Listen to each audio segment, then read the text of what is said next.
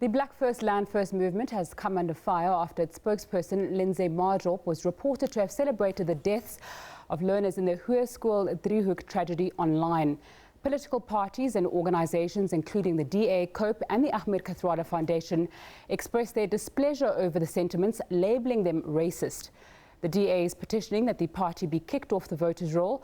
For more on this, we cross to BLF leader Andile Mngxitama, who is in our Pretoria studios. Thanks so much for your time on SABC News. What's the BLF's position on those learners who passed away last week?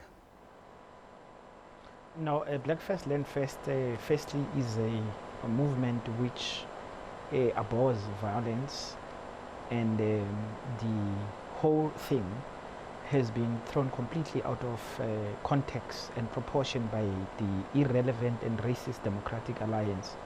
The DA is desperate for attention and therefore would take any issue. We should frown upon the fact that a political party is using a death of children to try to make itself relevant. The Kathrada Foundation has never supported BLF. It's very quick every time there's an accusation without even verifying with us if the accusation makes sense. Black First Land First will call a press conference tomorrow where we will give a complete response and the context of the tweet by the spokesperson of our movement. However, we want to assure South Africans that we are not a party which is bloodthirsty. Our opponents always try to project us in this manner. The context, as we'll explain tomorrow, you will see if you look at the original tweet and the tweet that Lindsay was responding to, that in fact there's no celebration of death there. It's a whole question of how do we understand all our children, black and white, in a country which has completely disregarded the interests of the black children. So my question to you was, what's your position on those deaths that took place last week? If you just answer that for us, please. Yes, no, the deaths are obviously unfortunate. No one should die. Black children die in this country in the schools. They fall into toilets. If you look at the infant mortality rates, it's actually shocking. No one should be put in that position, and the nation should say nothing. We want schools that are safe for all our children, not just the white children. And we must, as a nation, take care of our black children who sometimes even go to school crossing rivers every single day. And there is no big outrage about this. They fall into toilets, they die.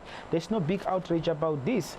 The problem is that there's a systematic situation which puts black people in a situation of perpetual violence, which was created by colonialism and apartheid, and these things have not been addressed. That is why every year in South Africa 20,000 black people are murdered because of the conditions that we live under. We have to change this by taking into account historical injustices, addressing them, making sure we redistribute resources across all our people, in particular black people who are excluded. This unfortunate situation must help us to focus once more at what is wrong in this country. What is wrong in this country is that the majority of our children are not being taken care of. I understand that. My apologies for interrupting. I'm going to read the tweet to you. Sianda Gumede is correct. God is responding. Why should we frown on the ancestors' petition to punish the land thieves, including their offspring? Do you agree with that sentiment around those deaths of those learners? And I understand the context that you've given us, but we're focusing on that specific incident right now. No, yes, I mean, this specific incident is an unfortunate one, but it is not outside of the norm. This is what happens to black children almost every day in this South African situation. Now, what we must not allow is the Democratic Alliance, a racist party which has done nothing to ameliorate the conditions of black people, which has done nothing, even where they have budgets in the Western Cape to deal with the sanitary situations of black people, to come out and claim that they are standing for anti-racism. They are a racist party. They are a party that we know, if you look at where it runs, it puts black people under extreme dangerous situations of exclusion.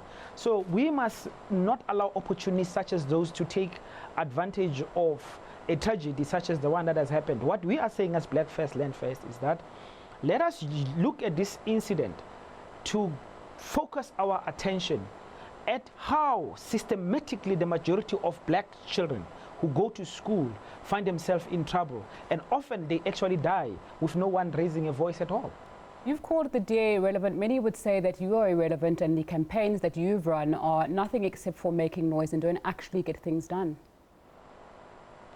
Well, look, I mean, these sort of things are not good for BLF. BLF is being projected as a bloodthirsty organization, an extremist, irrational organization, and the media only, of course, responds to these kind of things.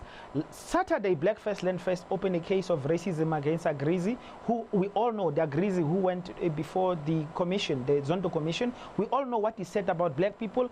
There was no interest. We do lots of good work every single day. The media does not cover us, but when you get the DA, you get the irrelevant COPE, you get the AfriForum, AWB, all these extremist white parties are taking our movement, and then we have to explain ourselves with no one asking them to account for having created the conditions that put black people in a situation where they die with no consequences or no accounting.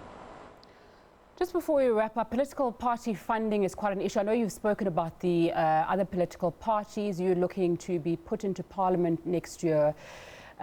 Do you know who funds BLF, and who would you say are your three biggest contributors? Well, Black First Land First is a broke organization because we represent poor people. But I am very happy to say that we started a public donation process, asking for donations from our people to help us to register for the elections, to pay the deposit.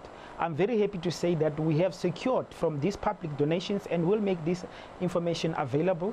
We have secured enough resources to register for the National Assembly. At this point, we are still struggling to raise enough money for the registration of the provinces. Our money comes from poor people. Because we are an organization that represents poor people. Other political parties will never tell you where they get the money to buy airtime on television, on newspapers, to run big rallies. They will never tell you that because they're in the pockets of white monopoly capital and dodgy characters such as Adriano Mazzotti. Andile Mngxitama, the leader of BLF, joining us there from our Pretoria studios, responding to spokesperson's comments over those children who passed away.